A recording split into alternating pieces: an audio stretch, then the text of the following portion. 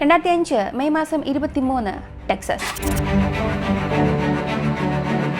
37 വയസ്സുള്ള John Wilson അന്നത്തെ ദിവസം മുഴുവൻ ജോലി ചെയ്ത് ക്ഷീണിച്ച് വീട്ടിലേക്ക് വരുന്നു. വീട്ടിലേക്ക് കയറി ലിവിംഗ് റൂമിലുള്ള സോഫയിൽ ക്ഷീണിച്ച് കിടക്കുന്നു. ജോൺ ടെക്സസിലെ ഒരു കമ്പനിയിൽ ഓയിൽ പൈപ്പ് ലൈൻ ഇൻസ്പെക്ടറായി ജോലി ചെയ്യുന്നു.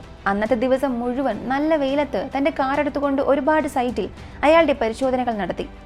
അതിനാൽ ആ ദിവസം മുഴുവനും ഒരു ചെറിയ വിശ്രമം പോലും ലഭിച്ചില്ല. ഇപ്പോൾ വീട്ടിൽ വന്ന ജോൺ നല്ല ക്ഷീണിതനായിരുന്നു. ഇപ്പോൾ ജോണിന് നന്നായി അറിയാം അല്പസമയം ഒന്ന് ഉറങ്ങണമെന്ന്. പക്ഷേ അയാളുടെ മനസ്സ് താനിപ്പോൾ ഉറങ്ങാൻ പോയാൽ വീണ്ടും എപ്പോഴത്തെയും പോലെ രാവിലെ എഴുന്നേറ്റ് ജോലിക്ക് പോകണം. എല്ലാ ദിവസവും ഇത് തന്നെയല്ലേ തുടർന്ന് ചെയ്തുകൊണ്ടിരിക്കുന്നത്. ഇങ്ങനെ ചിന്തിച്ച് അയാൾക്ക് ദേഷ്യം വന്നു. അങ്ങനെ എന്ത് ചെയ്യാമെന്ന് ചിന്തിച്ചു കൊണ്ടിരുന്ന അയാൾ തനിക്ക് ഏറ്റവും ഇഷ്ടപ്പെട്ട ഹോബിയായ ഫിഷിംഗ് ചെയ്യാം എന്ന് തീരുമാനിക്കുന്നു. ഈ ഒരു തീരുമാനം അയാൾ ഏതവസ്ഥയിലേക്ക് കൊണ്ടുപോയി എത്തിച്ചു എന്നുള്ളതും ചില സെക്കൻഡുകൾക്കുള്ളിൽ സിറ്റുവേഷൻ എത്ര മോശകരമായി മാറുമെന്നുള്ളതിനും പല വീഡിയോസ് നമ്മുടെ ചാനൽ തന്നെ ഉദാഹരണമായി ഉണ്ട്. ഇങ്ങനൊരു സംഭവം നടന്നു എന്ന് പറഞ്ഞാൽ പോലും ആരും വിശ്വസിക്കില്ല. കാരണം കേൾക്കാൻ അതൊരു കഥ പോലെ, കള്ളം പോലെ തോന്നാം. എന്നാൽ യഥാർത്ഥത്തിൽ അങ്ങനെയുള്ള സംഭവങ്ങൾ നടക്കും. അങ്ങനെ ഒരു സംഭവമാണ് ഇന്ന് നമ്മൾ കാണാൻ പോകുന്നത്.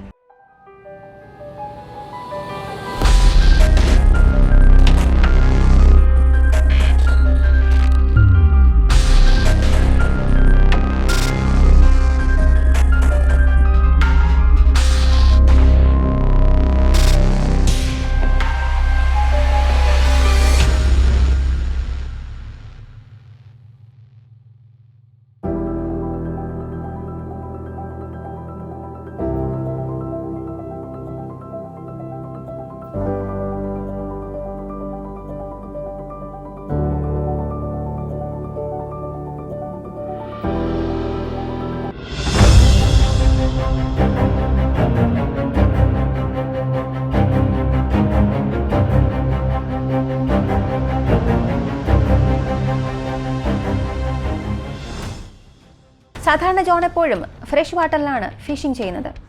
എന്നാൽ അന്നത്തെ ദിവസം സോൾട്ട് വാട്ടറിൽ ഫിഷിംഗ് ചെയ്യാം എന്ന് തീരുമാനിക്കുന്നു. ഇപ്പോൾ സമയം കറക്റ്റ് വൈകുന്നേരം 7:30. അയാളുടെ ഫിഷിംഗ് റോഡ് എടുത്തിട്ട് പിക്കപ്പ് ട്രക്കിലിട്ടിട്ട് വണ്ടി എടുത്ത് പുറപ്പെടുന്നു. അങ്ങനെ പുറപ്പെട്ട് 1 മണിക്കൂർ 30 മിനിറ്റ് കഴിഞ്ഞ് ടെക്സസ് ബോർഡറിലുള്ള ക്രിസ്റ്റൽ ബീച്ച് എന്ന് വിളിക്കപ്പെടുന്ന ഒരു ബീച്ചിലേക്ക് വരുന്നു. അവിടെയുള്ള പാർക്കിംഗ് ഏരിയയിൽ തന്റെ കാർ പാർക്ക് ചെയ്യാതെ എപ്പോഴത്തെയും പോലെ തന്റെ കാർ എടുത്ത് കടലിനടുത്തേക്ക് ഓടിച്ചു കൊണ്ടുപോയി. ഈ കടൽ മറ്റ് കടലുകൾ പോലെയല്ല. മണൽത്തരികൾ വളരെ ഹാർഡായിരിക്കും. പറഞ്ഞു വന്നാൽ സിമന്റ് പോലെ അത്ര കട്ടിയുള്ളതായതുകൊണ്ട് തന്നെ കാറിന് വളരെ നന്നായി തന്നെ പോകാൻ സാധിക്കും. അതിനാൽ ജോൺ മാത്രമല്ല, ഇയാളെപ്പോലുള്ള എല്ലാവരും അവരുടെ കാറ് കടലിനടുത്ത് വരെ കൊണ്ടുവരുന്നത് പതിവായിരുന്നു. ഇപ്പോൾ ജോൺ അയാളുടെ കാറെടുത്ത് കടലിനടുത്തേക്ക് വരുന്നു. എന്നാൽ അയാൾ വിചാരിച്ചതുപോലെ ലോ ടൈഡ് മാറിയിട്ടില്ല. ലോ ടൈഡ് എന്ന് പറഞ്ഞാൽ വേലിയിറക്കം. നേരത്തെ വെള്ളം ഉണ്ടായിരുന്ന സ്ഥലത്ത് നിന്നും വീണ്ടും വെള്ളം അകത്തേക്ക് പോയിട്ടുണ്ടാകും. അതിനാൽ നമുക്ക് കടലിനകത്തേക്ക് കുറച്ചുകൂടെ നടന്നു പോകാൻ സാധിക്കും. ഹൈ ടൈഡ് എന്ന് പറഞ്ഞാൽ നേരത്തെ കടലുള്ള സ്ഥലത്ത് നിന്നും വീണ്ടും പുറത്തേക്ക് വരും. നമ്മൾ കടൽ കരയിലിരുന്ന് കളിച്ച സ്ഥലമെല്ലാം കടൽ വെള്ളം കൊണ്ട് മൂടിയിട്ടുണ്ടാകും. ഇത് രണ്ടും കടൽ ഇടയ്ക്കിടയ്ക്ക് ഒരു പ്രത്യേക സമയത്ത് നടക്കാൻ തുടങ്ങും. ജോണിപ്പോ തന്റെ പിക്കപ്പ് ട്രക്ക് കടലിലേക്ക് കൊണ്ടുപോകാൻ തുടങ്ങി. ഇതേ സമയം കടലിൽ വേലി ഇറക്കം നടക്കുകയാണ്. ജോൺ തന്റെ വണ്ടി ടൈഡൽ സോൺ എന്ന സ്ഥലത്ത് നിർത്തി. ടൈഡൽ സോൺ എന്ന് പറഞ്ഞാൽ വേലി കയറ്റം വരികയാണെങ്കിൽ ആ സ്ഥലം മുഴുവനും വെള്ളം കൊണ്ട് നിറയുമെന്നർത്ഥം. എങ്കിൽ പോലും അയാളുടെ വണ്ടി അവിടെ നിർത്തുന്ന സമയത്ത് വേലി ഇറക്കമായതുകൊണ്ട് തന്നെ ഇനി വേലി കയറ്റം വരാനായി ഒരുപാട് മണിക്കൂറുകൾ എടുക്കും. താൻ എന്തായാലും അത്ര സമയം വരെ ഇവിടെ കാണാൻ പോകുന്നില്ല എന്ന് ചിന്തിച്ച് അയാളുടെ വണ്ടി ആ ടൈഡൽ സോണിൽ തന്നെ നിർത്തി. ഇപ്പോൾ കാറിൽ നിന്ന് പുറത്തേക്ക് വരികയും ഫിഷിംഗ് റോഡെടുത്ത് കടലിനുള്ളിലേക്ക് ഒരു പ്രത്യേക ആഴത്തിൽ നിന്ന് മീൻ പിടിക്കാനും തുടങ്ങി.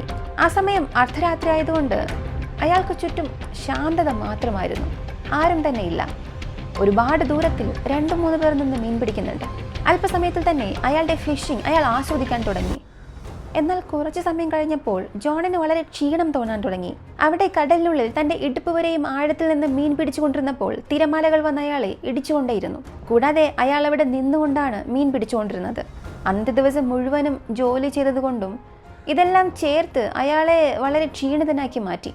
ഇപ്പോൾ ജോൺ ചിന്തിച്ചത് വീട്ടിലേക്ക് പോകുന്നതിന് മുൻപ് അല്പസമയമൊന്ന് വിശ്രമിച്ച് അല്ലെങ്കിൽ ചെറുതായൊന്ന് ഉറങ്ങിയിട്ട് പോകാം എന്ന് ചിന്തിക്കുന്നു. അങ്ങനെ കടലിൽ നിന്നും തന്റെ ഫിഷിംഗ് റോഡെടുത്ത് വണ്ടിയിലേക്ക് തിരികെ വരുന്നു. ആ ട്രക്കിനകത്ത് ഫിഷിംഗ് റോഡ് ഇട്ടിട്ട് നിർത്തിയിട്ടിരുന്ന ആ ട്രക്കിന് അടിയിലേക്ക് കുനിഞ്ഞു പോയി അതിനടിയിൽ കിടക്കാൻ തുടങ്ങി.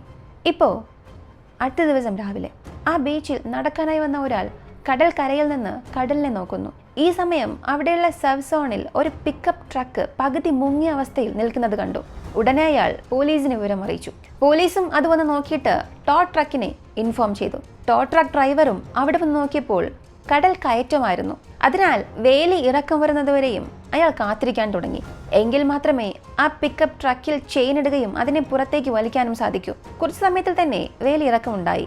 അങ്ങനെ ചെയിൻ ഇടാനായി ആ ട്രക്കിനടുത്തേക്ക് പോയി. ഈ സമയത്തായിരുന്നു അതിന് അടിയിൽ ഒരു ഡെഡ് ബോഡി കിടക്കുന്നത് കണ്ടത്. അത് ജോൺ വിൻസന്റെ ശരീരമായിരുന്നു. അയാൾക്ക് അന്നത്തെ ദിവസം രാത്രി എന്ത് സംഭവിച്ചുവെന്ന് ആർക്കും അറിയില്ല. എന്നാൽ പല അന്വേഷണങ്ങൾക്ക് ശേഷം ഒരുപക്ഷെ ഇതായിരിക്കാം സംഭവിച്ചിരിക്കാമെന്ന് പോലീസ് ഒരു റിപ്പോർട്ട് കൊടുത്തു. ജോൺ ചെറുതായൊന്ന് ഉറങ്ങാമെന്നതിനു വേണ്ടി ആ ട്രക്കിന് അടിയിലേക്ക് പോയി. അങ്ങനെ പോയി ജോൺ ഗാഢനിദ്രയിലേക്ക് പോകുന്നു. എഴുന്നേൽക്കണം എന്ന് വിചാരിച്ച സമയത്തെക്കാട്ടിലും കൂടുതൽ ഉറങ്ങിയതുകൊണ്ട് ആ സമയം അവിടെ മണൽ എത്ര തന്നെ കട്ടിയുള്ളതായാലും ചില മണിക്കൂറുകൾ കഴിഞ്ഞപ്പോൾ ആ ടയറുകൾ മണ്ണിനടിയിലേക്ക് പുതയാൻ തുടങ്ങി. അങ്ങനെ അതിനടിയിൽ കിടന്നിരുന്ന ജോൺ അയാളുടെ പിക്കപ്പ് ട്രക്ക് കാരണം തന്നെ ട്രാപ്പായിട്ടുണ്ടാകാം. അതായത് അയാളെ കൊണ്ട് വലത്തോട്ടോ ഇടത്തോട്ടോ മുൻപിലോട്ടോ പുറകിലോട്ടോ ഏത് ഭാഗത്തോട്ടും അനങ്ങാൻ പോലും കഴിയാത്ത അവസ്ഥയിൽ ആ പിക്കപ്പ് ട്രക്ക് അയാളെ അമർത്തിയിട്ടുണ്ടാകാം.